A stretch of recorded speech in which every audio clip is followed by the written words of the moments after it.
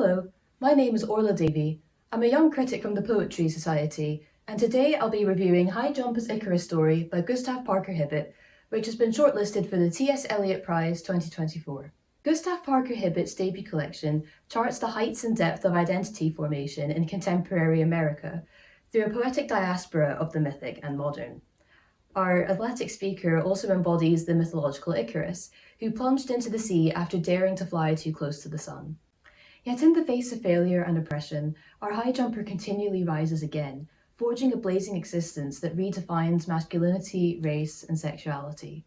Ambitious in form and triumphant in its execution, this collection reminds us that failing and falling are also opportunities for resurrection and redefinition. The speaker is introduced as a metaphorical tortoise. Dream, you are a tortoise, scaly-limbed, heavy-shelled tortoise, green clunky shell like old copper. Significantly, we start with a non-human dream within a reimagined reality. We begin within the speaker's own metamorphic reconstructions.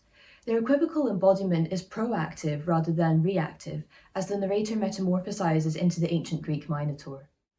Sight of all their horrors, fantasies. Even as you watch yourself, you morph. This speaker reclaims the role of observer. Despite being examined by taxonomic telescopes, they are also mass compacted after supernova, self that cancels itself out. Despite the labyrinth's normally subterranean depiction, this Minotaur is buried yet stratospheric, compact yet omnipresent, oppressed yet still present, gazed upon despite providing the gaze of the poem. Through self-mythology, the speaker creates a playful fluidity that resists definition. They prove that the myth is not predetermined, but malleable. The myth fits their identity rather than the other way around. The speaker's embodiment of the winged Icarus in the poem High Jumper's Icarus Story queers the stereotypically masculine space of athletic sports. Just inside the track's concentric circus rings, at the football field's head, is where I learned to wear the gaze of other people like a queen wears feathers.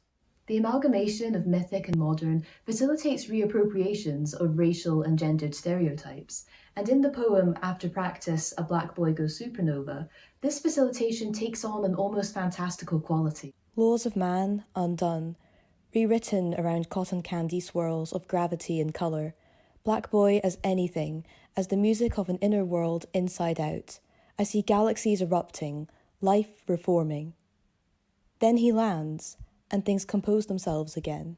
Stars unborn. Shockwaves in reverse, until the world is how it was, though we felt it change. This high jump becomes a fantastical transformation, a dazzling delay between the real and the unreal that reconstitutes Black masculinity and queerness. In this moment, we are encouraged to step back and dream of a better world and dream of what could be. Through an intricate tapestry of cultural references that transcends time, ranging from classical myth to pop culture, the speaker seeks to transform the influences surrounding them, such as Shakespeare's Othello. The real Othello is dark, long eyelash pretty. He dangles daily statements from both ears, manifests his strength as tenderness. A character symbolic of masculinity is retransformed into the feminine, but Shakespeare's general still remains our great commander.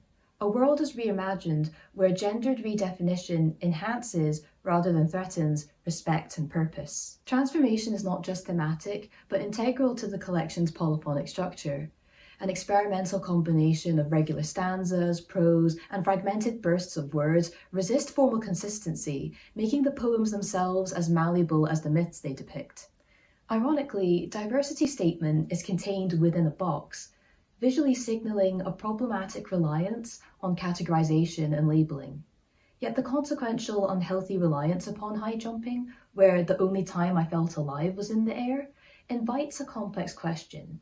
To what extent is reclaiming your identity a choice or an obligation? To what extent is ambition of this kind self-determined? These questions are considered with profound nuance. In the poem At My Angriest, I'm a Black Supremacist, the speaker challenges the divine right, manifest destiny, anything created to justify white supremacy. Worship the Atlantic, for the ancestors you laid to rest in it. Plant us on the moon like flags. Treat us like the nations you believe in, whose ideals are grandiose enough to re-mythologize whole systems.